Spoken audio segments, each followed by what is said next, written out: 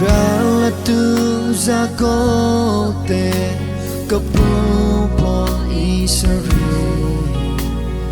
Halana me teke goza Na me topo kepa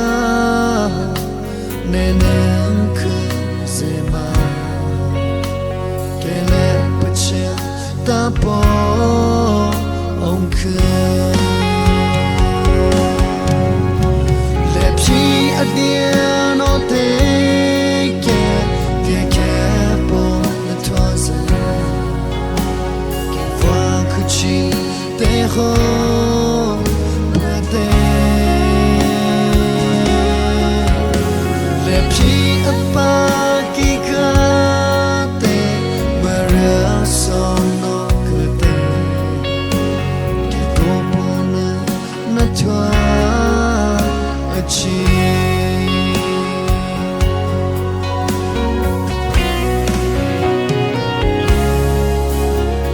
Dear on no the good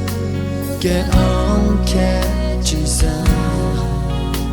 get range boy get key catching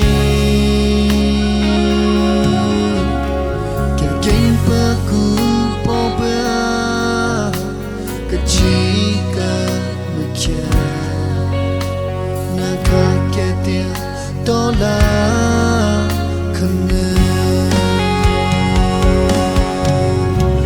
let me a dear no take the cap on the twice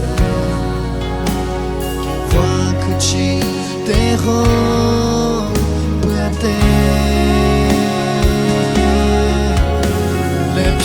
a party cate where so no good que compone la tua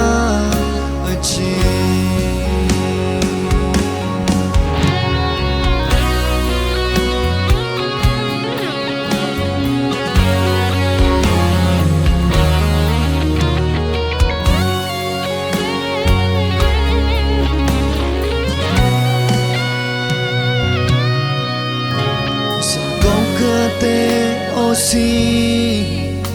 ta ke la como tu como hu toi ta tu hu toi pa no ko kha como in va chi ro ko li po hu toi ke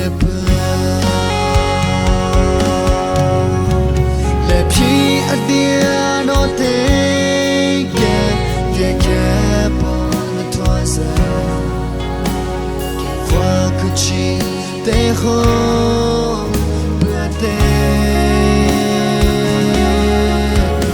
let me a party cate mera so no good que compone na tua